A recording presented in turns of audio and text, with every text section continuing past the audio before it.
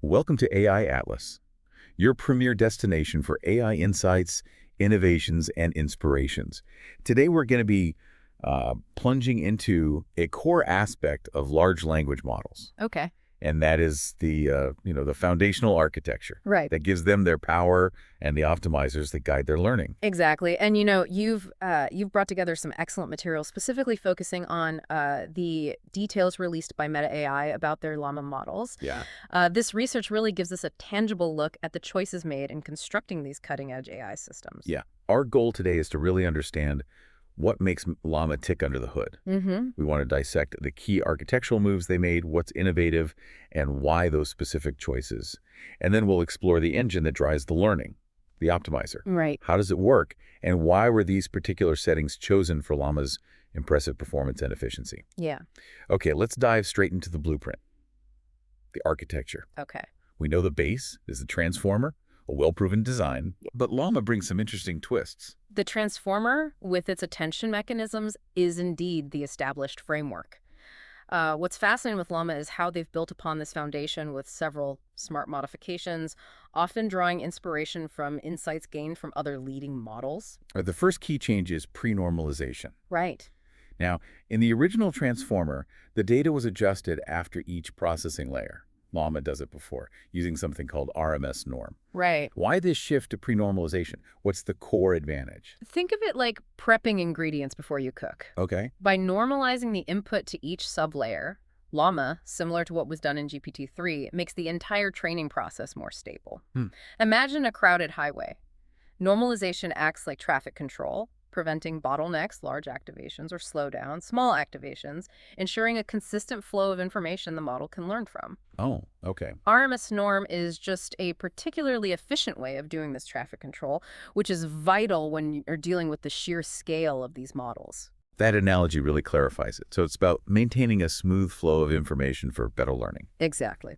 The next architectural tweak is the activation function. They've moved from the standard RealU to SwiGLU, a technique seen in PaLM. Yes. What's special about SwiGLU, and why did Llama opt for a slightly different size for it compared to PaLM? The activation function is what allows the neural network to learn complex nonlinear relationships in the data. Right. It's what makes it more than just a series of linear calculations. Okay.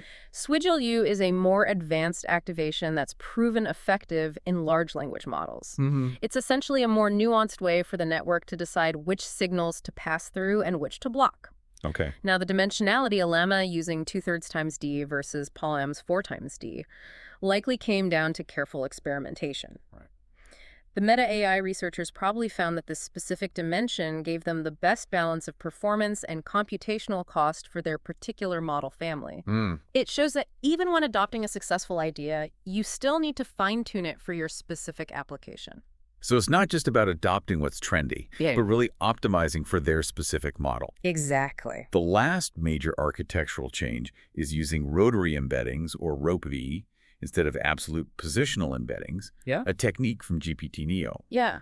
What are positional embeddings in the first place, and why is ROPE considered a step forward? Positional embeddings are how the model understands the order of words in a sentence, which is obviously crucial for language. Traditional absolute positional embeddings essentially tell the model, this is the first word, this is the second word, and so on, by adding a fixed vector based on the word's position. Okay. ROPE takes a different approach. It applies a mathematical rotation to the word embeddings based on their position. What's fascinating here is that ROPE more effectively encodes relative positional information. So, unlike absolute positions, ROPE understands how far apart words are, which is crucial for grasping nuanced relationships in sentences. Think of it as understanding the distance between ideas, not just their place in line.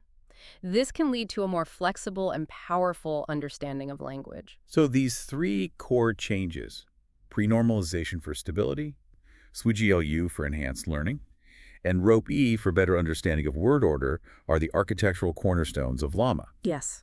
And the paper makes a pretty significant claim. Llama the 13B can outperform GPT-3, which has a massive 10 times more parameters on many benchmarks. Mm-hmm. That really highlights the impact of these design choices. It does indeed. It challenges the notion that simply scaling up the size of a model is the only path to better performance. Right. Clever architectural innovations can lead to substantial gains, even with fewer resources.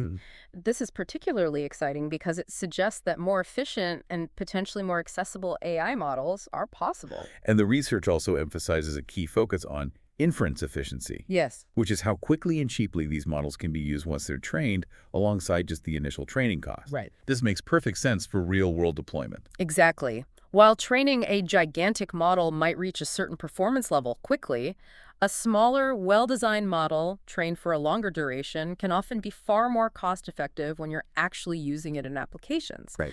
This trade-off between the initial training investment and the ongoing cost of using the model is a vital consideration. Okay, so we've got a solid understanding of the architectural innovations in Llama. Yes.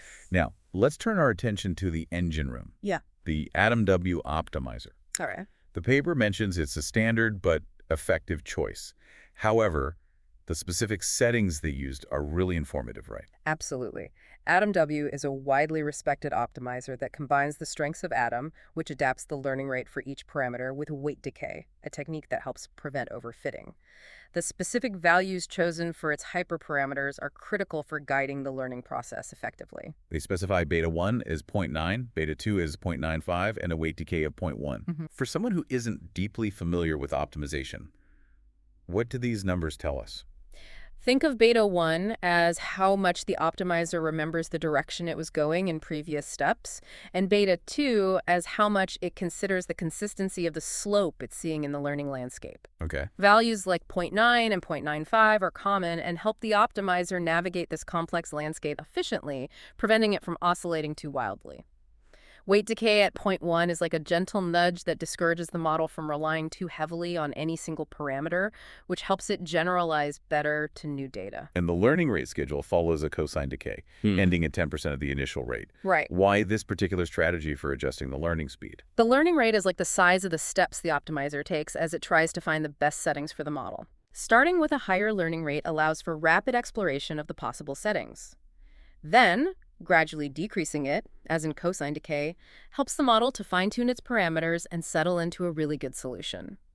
Keeping a small final learning rate provides a final polishing touch to the model's understanding.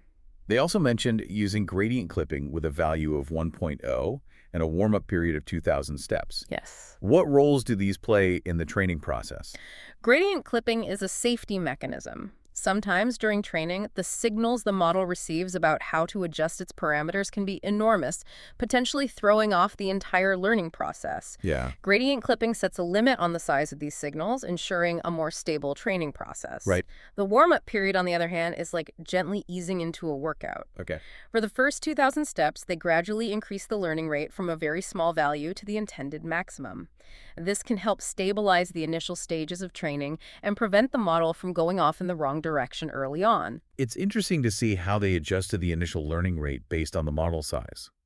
While all models used a batch size of 4 million tokens, the smaller 7B and 13B models had a higher initial learning rate than the larger 32.5B and 65.2B models.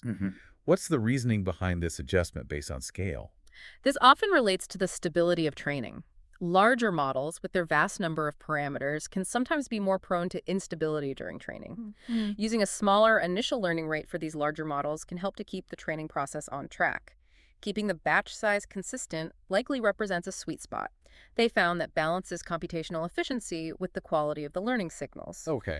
They then fine-tuned the initial learning rate to optimize the training for each specific model size. So all these specific optimizer settings are clearly not just default values.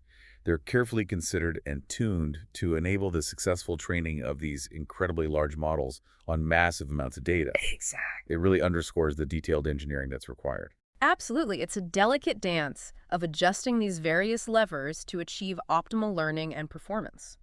This has been a truly insightful exploration into the inner workings of Llama, focusing on its innovative architecture and the carefully calibrated optimizer used to train it. Right.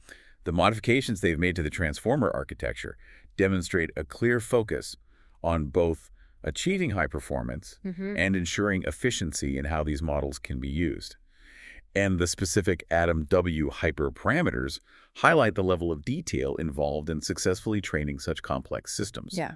It's quite remarkable how these intricate technical choices allow Llama to achieve state-of-the-art results while being considerably smaller than some of its contemporaries. What's fascinating here is how these specific architectural and optimization techniques contribute to Llama's state-of-the-art capabilities and its ability to outperform much larger models in certain benchmarks. Yeah. For more enlightening conversations, please like, share, and subscribe. Thank you.